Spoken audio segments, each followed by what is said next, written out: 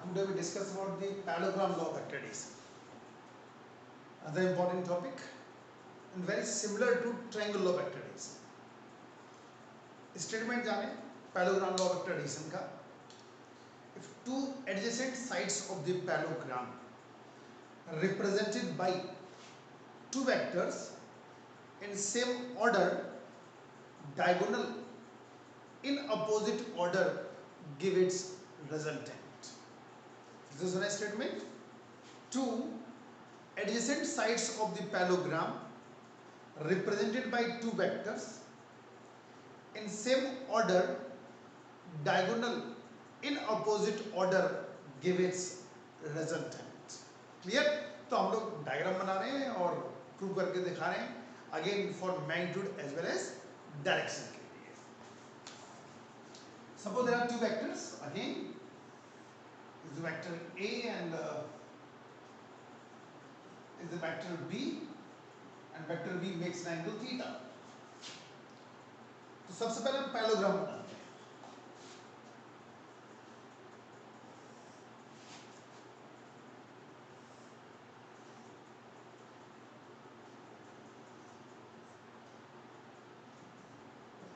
Is vector A,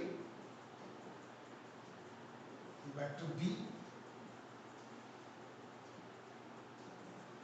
and vector B makes an angle theta.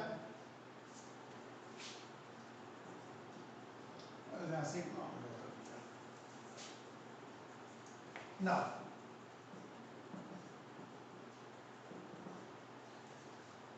diagonal in opposite order, give its resultant, and that is theta. Clear? If two adjacent sides of the parallelogram represented by two vectors in same order, diagonal in opposite order, give its resultant. Vector A ये है, ये vector A है, ये vector B है, ये vector B है. Result कौन बता रहा है? डायगोनल. अगर हम इसे इस तरह कर दें तो आप देखिए ट्रायंगल लॉ बन गया, जस्ट लाइक ट्रायंगल. और इसीलिए इसके जो रिजल्ट आएंगे वो ट्रायंगल लॉ से बहुत सिमिलर होंगे, सेम होंगे. मैग्नीट्यूड के लेके चलते फॉर मैग्नीट्यूड.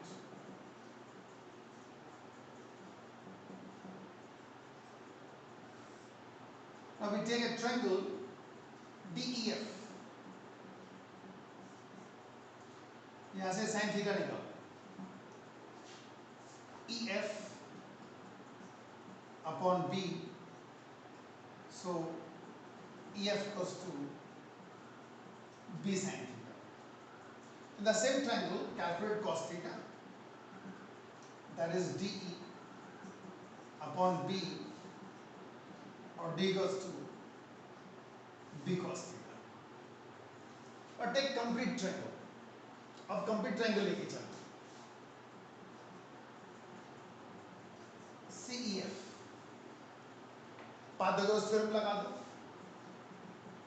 CF का स्क्वायर इक्वल्स टू CE का स्क्वायर प्लस EF का स्क्वायर. C को लिख सकते हैं हम लोग CD प्लस DE और R square equals A plus B cos theta B sin थीटा का होल स्क्वायर और R square equals A square plus B square cos square theta 2AB cos theta B square sin square theta. इससे आपको R मिल जाएगा under root A square plus B square plus 2AB cos theta. Same result आ गया. और यही result magnitude का triangle law vector addition में भी था. क्लियर? और अब डायरेक्शन निकालनी है. फॉर डायरेक्शन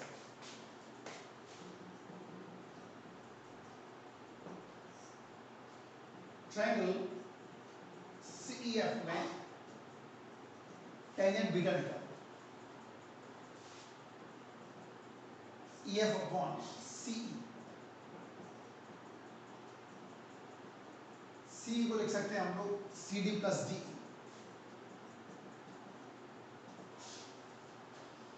इन सब की वैल्यूज लगा दो।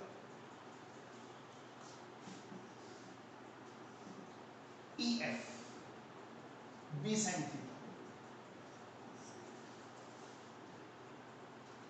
CD A,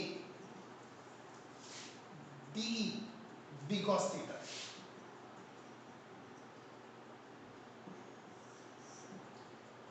हमारा बीटा निकालना है, tan inverse B sin theta upon A plus B cos theta. तो अब देखें डायरेक्शन आपको मिल गई, B equals to tan inverse B sin theta upon A plus B cos theta. Same फॉर्मूले आपको मिलेंगे। So is the parallelogram law of vector addition. एक बार फिर स्टेटमेंट सुने। If two adjacent sides of the parallelogram are represented by two vectors in same order, diagonal in opposite order, give its resultant।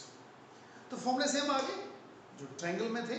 आप देखें r equals to under root a square plus b square plus 2b cos theta, और direction के लिए क्या मिला, beta equals to tan inverse b sin theta upon a plus b cos theta.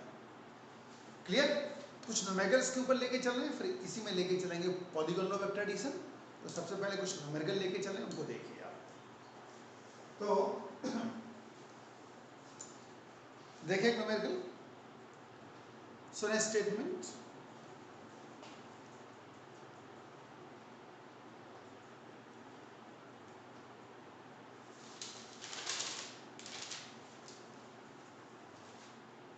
तो two forces whose magnitude are in the ratio of 3:5 gives a resultant of 28 Newton. If the angle of their inclination is 60 degree, find the magnitude of each forces. फिर दूसरा statement, two forces whose magnitude are in the ratio of 3:5, A upon B दिया हुआ है 3:5, ratio के terms में दिया हुआ है, और इन दो फोर्सेस के बीच का एंगल गिवन है, रिजल्टेंट गिवन है, और ये इंडिविजुअल वैल्यूज निकलवाई जा रही है। A अपॉन B दिया हुआ है 3:5, ओके, और इनका रिजल्टेंट बता रहे हैं 28 न्यूटन, और इनके बीच में एंगल दिया हुआ है 60 डिग्री। A हो गया 3x और B हो गया 5x। रिजल्टेंट का फॉर्मूला आपको पता है, a square plus b square plus 2ab cos theta, spreading कर 28 का square 9x square 25x square plus 2 into a 3x b 5x और cos 60 degree, that is 1/2। 28 into 28 it is equals to 34x square, तो ये हो गया, plus 15x पर ही हो, तो cos 60 1/2 और 2 से 2 कैंसिल हो जाएगा, तो 28 into 28 it is equals to, ये ऐड करो 49x स्क्वायर हो गया, ठीक।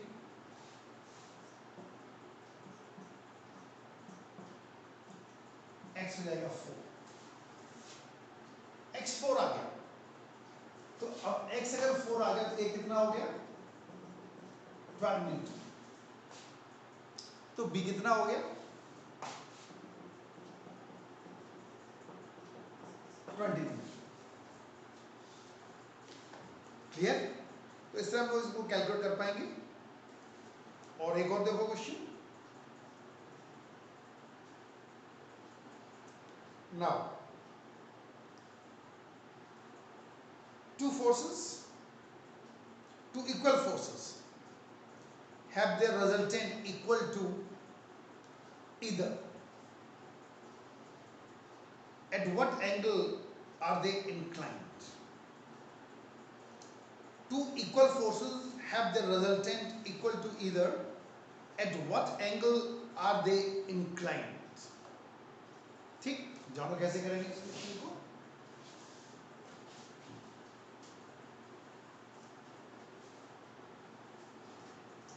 तो क्या क्या होगा वो जाने आप। Now, two equal forces है, यानी रिजल्टेंट भी F हो गया और F1 भी F है, F2 भी F। फॉर्मूला अगर हम बात करें तो R equals to under root A square, ये भी F स्क्वायर आ जाएगा और R भी किस बराबर है, F के बराबर है। स्टेटमेंट के अकॉर्डिंग क्या स्टेटमेंट है? Two forces, two equal forces have the resultant equal to either. At what angle they are inclined? ये क्वेश्चन है। तो एफ भी आर हो गया, यानी एफ स्क्वायर कर दो, उसको स्क्वायरिंग कर देंगे,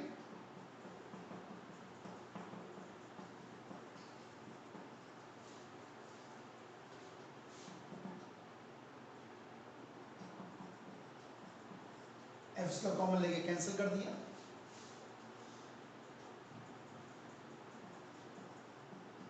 to cos theta equals to -1 और कॉस थीटा इक्वल्स टू -1/2 आ गया।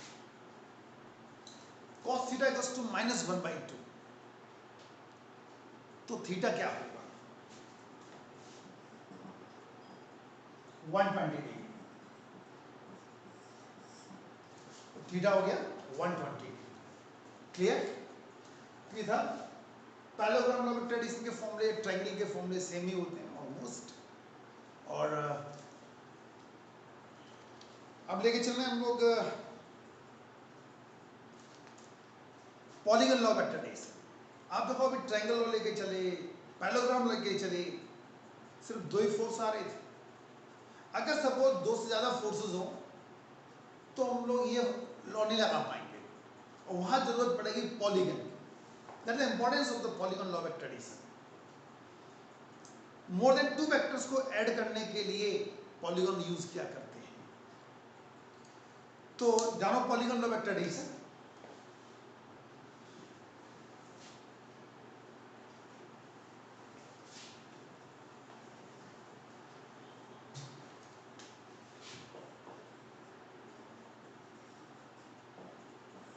Polygon law of tradition. Poly means many. If sides of the polygon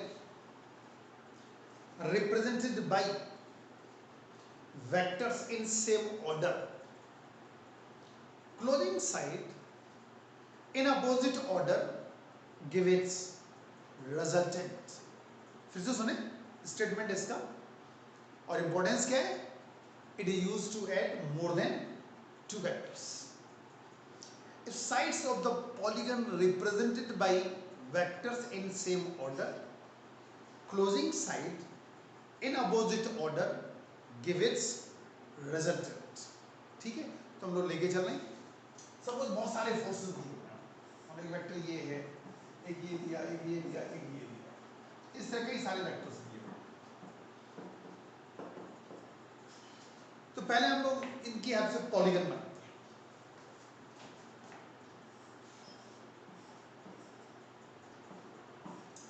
same order में करते हैं।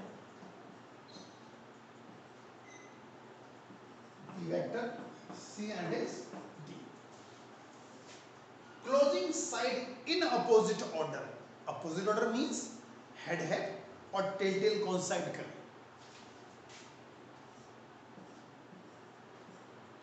It is in opposite order. Sides of the polygon represented by vectors in same order closing side in opposite order give its resultant.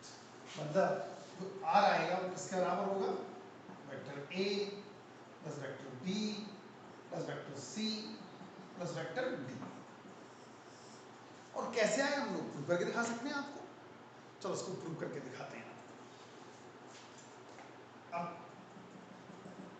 ये एक triangle बन गया, और अगर triangle बन गया है तो ये क्या बताएगा, resultant. Two sides of the triangle represented by two vectors in same order, closing side in opposite order give its resultant। ये किसका नाम हो जाएगा, a plus b। ठीक, एक और ट्रायंगल बन जाएगा। ऐड करो, अब ये दो साइड्स होगी और ये ट्रायंगल बन गए, एक और ट्रायंगल बन गया। अब लास्ट देखो आप, ये लास्ट वाला होगा, क्या मिलेगा, जब ये ट्रायंगल बन गया एक और, ये two sides in same order हो गई और ये थर्ड साइड अपोजिट ऑर्डर हो गई, फिर ट्रायंगल बना लो, ये आ जाएगा। So vector R equals to vector A plus vector B plus vector C plus vector D, that is polygon vector space. It is used to add more than two vectors. ठीक, अगर हमें ये prove करना हो कि vector addition is associative in nature, तो polygon law use करना पड़ेगा। ठीक है, क्या प्रूव करना है, vector addition is associative in nature. Associative का मतलब जानो, जैसे हमें ये प्रूव करना है, vector A plus B plus C equals to A plus B plus C, मतलब हमें ये प्रूव करना है, that is not associative in nature. हमें प्रूव करना है vector addition is associative in nature, ये प्रूव करना है। Vector A bracket B plus C equals to A plus B vector का ए प्लस बी वेक्टर का ब्रैकेट प्लस सी वेक्टर, ये prove करना है। तीन वेक्टर हो गए, क्या यूज करेंगे, polygon law of vector addition जानो। तो vector A B addition, it is closing sides in opposite order give its resultant। now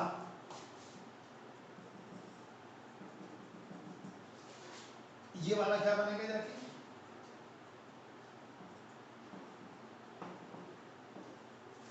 अब इस ट्रायंगल की बात करें, ये क्या बन गया, vector A plus vector B. और सिर्फ इसकी बात करें, ये ट्रायंगल बन रहा है, क्या हो जाएगा, बी प्लस सी, ये वाला बी प्लस सी हो गया, ये ए प्लस बी हो गया। क्लियर नाउ, और अब ट्रायंगल लेके चल रहे हैं हम लोग D E G, and triangle DEG, क्या मिलेगा, DG equals to DE plus EG हो गया।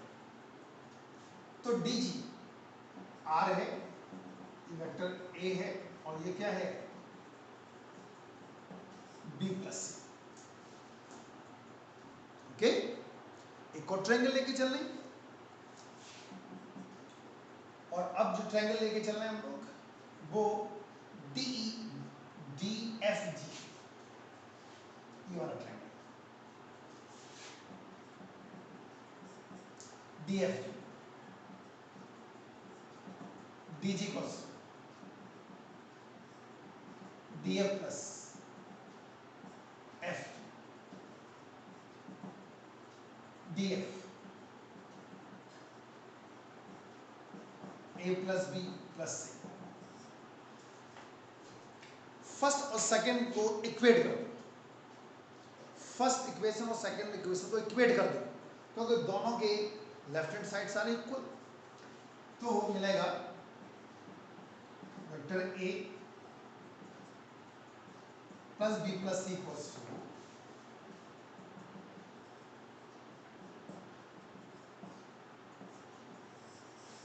Hence proved. तो एसोसिएटिव प्रॉपर्टी प्रूव होगी, और इसमें कौन सा लॉ यूज करना पड़ा, polygon law vector addition. Bye polygon law vector addition हम लोग ये प्रूव कर सकते हैं। वेक्टर एडिशन का मतलब है कि हम लोग लाइक वेक्टर्स को ऐड कर सकते हैं, अनलाइक वेक्टर को ऐड नहीं कर सकते। फोर्स को फोर्स के साथ ऐड कर सकते हैं, वेलोसिटी को वेलोसिटी के साथ ऐड कर सकते हैं, वेलोसिटी को फोर्स के साथ ऐड नहीं कर सकते। We can't add any two vectors, we can't add any two vectors, we can add like vectors only, we can subtract like vectors only। unlike vectors को आप न तो ऐड कर पाएंगे और ना ही subtract कर पाएंगे। तो बहुत सारी एप्लीकेशंस हैं पैरेललोग्राम लॉ वेक्टर एडिशन और ट्रायंगल लॉ वेक्टर एडिशन की। पैरेललोग्राम लॉ वेक्टर एडिशन से हम लोग एक्सप्लेन कर सकते हैं relative velocity in a plane. जो हम लोग पहले डिस्कस करके आए हैं वो क्या थी, on a straight line, relative velocity on a straight line. और यहाँ पे जो हम लोग डिस्कस करेंगे relative velocity in a plane, जो हम अगली वीडियो में लेके चलेंगे, relative velocity in a plane.